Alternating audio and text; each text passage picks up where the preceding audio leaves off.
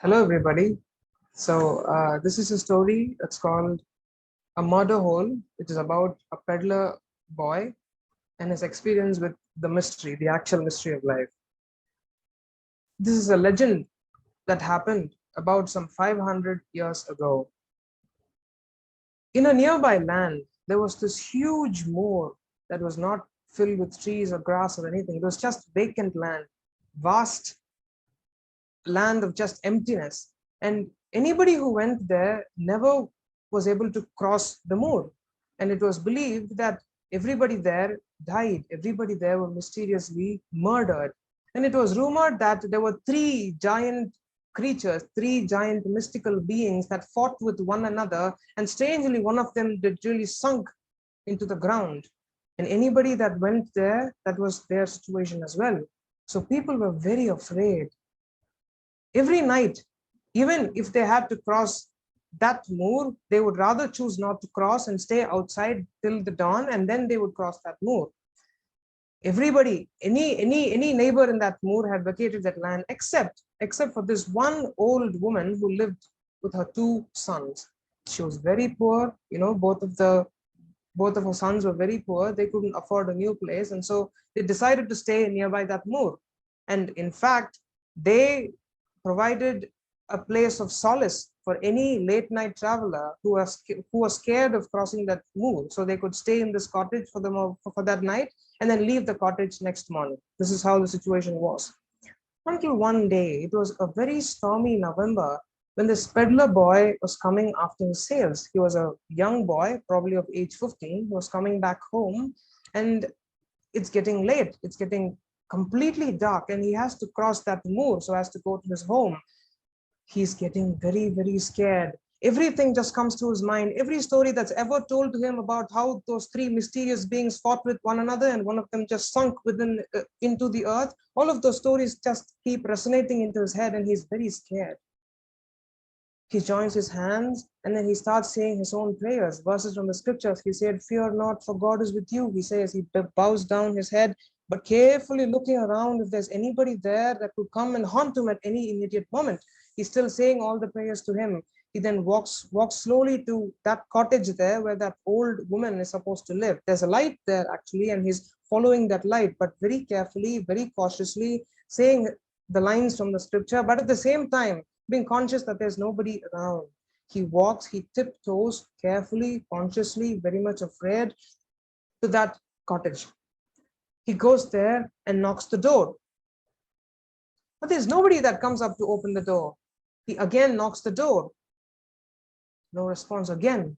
So he comes back, goes to a window nearby, takes a close peep into that window, and he looks at that old woman doing just a daily chores. She's just sweeping the floor, and the two other sons were packing things.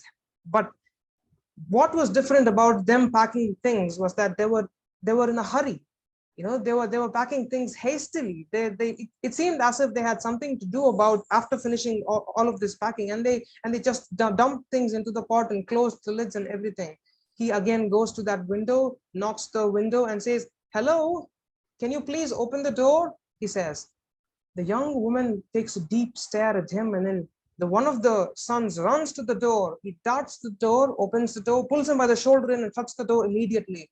And then he asks, "Who are you?" Well, I'm just a poor peddler, and I'm on my way home. I'm just scared. Can I stay with you this night?" The old woman creeps in and whispers into his ears, "Quiet. Are you alone, or are you with anybody else with you?" She asks. No, ma'am, I'm just all alone. I'm alone here, and I'm alone in the world," she says. The boy is scared. The other son, who was listening to all of this, gives a very sneering tone, says, "Welcome then, young lad," he says. Now that was disturbing. He has come to a place where to find solace. He has come to this place to stay for that night. But the response that man had given him, in some way it disturbed him. And so he walks to a bedroom that he's allotted to stay for that night. And there's a bed there. And as he walks to the bedroom, he looks at the walls. Everything is not normal. There's a curtain there that's all torn. There's a pillow and a bed cover that's all upside down. There's a pot that's broken. There's some food left unclean. It stinks. There's things everywhere. It just is not the place that shows some amount of having a feeling of settled down. It is disturbed. There's too much of disturbance that has happened there. The boy is still afraid, and he asks for one of the lights to be left on until he falls asleep. He goes to the bed. He chucks himself inside a blanket, and then he looks at the light, still being very careful. If there's anybody else that's watching, if there's anybody else that could at any moment haunt him or probably kill him or anything, he stays awake for some time, and then slowly he dozes off. And then again he wakes up to look again if there's anybody else around that could probably kill him, murder him, or do anything. He's again awake, all eyes on everything around him. He's just so conscious about it. After some time, he dozes off and goes to a very deep sleep. It was probably 3 in the morning, early morning, and he hears a sharp, anxious voice of distress. He's alarmed then. He sits up straight in his cot. He holds all the metal rods around, and he's scared. He's all alone in the room. There's nobody else. Not the old woman, not the 2 men that he just saw before. He's all alone. He's looking around. Should he get up, go see what that noise was, or should he stay back in his bed?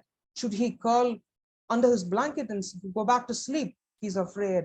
That voice is not heard again for some few minutes, and so he takes his blanket, covers himself, goes to that baby pose, and then only his eyes are visible. He covers the entire body, and then he's still looking around as to what is happening. Should he be alarmed? Is it a sign for him to walk out of this home? Is there something that's happening? He's just looking around. And as he's looking at the walls, as he's looking at every corner of his home, something strange has been happening near the door. A stream of blood has been oozing into the bedroom from that little space between the door and the floor. Now he's scared. This is telling him something. There's nobody at home. He's just all alone, and he sees that blood coming through that little hole from under the door. That scares him to death. That petrifies him. But still, he has to make his way out somehow. He'll have to save himself. And so he stands up, goes closer to the door. He's afraid to open the door. He goes close to the door, and there's a little crack in that door within which he puts his eyes and see as to what's happening, who's there, and where is this blood coming from. He's shocked to see that there's a goat that is being killed.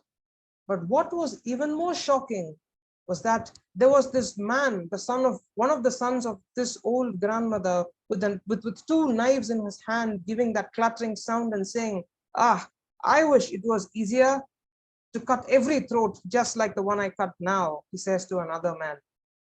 That other son replies saying, this murder hole, this is our place, he claims with arrogance and authority and pride.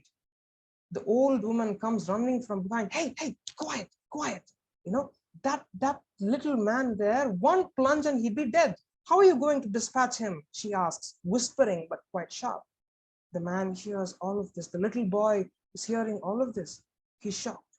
Now, this is the time that he will have to get out. Opening the door would mean getting straight into hell. He'll have to find some way out. He walks back, tiptoes to the window nearby, somehow opens the window, tries to jump up the window, and while he was getting down, it seems there were dry leaves there, and that sound chunk is being heard by everybody outside, and then they're alarmed.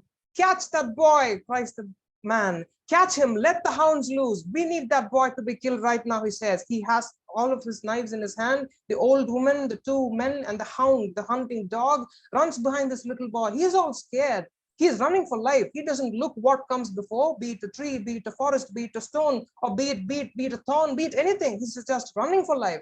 He's not conscious of what he's seeing. All that he needs is that his own life. He could hear the hound coming just behind him. He could almost feel the hound's breath. That's how close it was. And he runs over all of the hurdles that he faces until finally there's a heap of rough stones over which he stumbles down and falls. And there's hurt all over his body, all over his limbs. It's all on the ground now. The blood is all over on the ground, but still he does not stop. He somehow staggers again. He stands up. He starts running again. Thankfully, this hound, which was following him until this far, comes to a halt. because it believes that the target that it has been chasing is dead, because there's blood all around near that heap of rough stones. And this boy runs for life, runs. He's hurt everywhere. There are thorns all over his body. He rolls on the ground into the dry leaves, into the even crossing shallow rivers. And finally, it was almost dawn, 5:36. He gets into a village and he goes into the safe hands of the people. He cries for some time. He lets out, he vents out all that he's been through that traumatic night. And then that day, villagers come back to catch hold of these three villains and kill them publicly. They are put to death in the public eye. And until now, that boy, that young peddler boy who was age 15, is praised to be the hero of that hamlet, because he saved not just his own life, but any of the lives that could have been gone had he not taken that right decision at that right moment.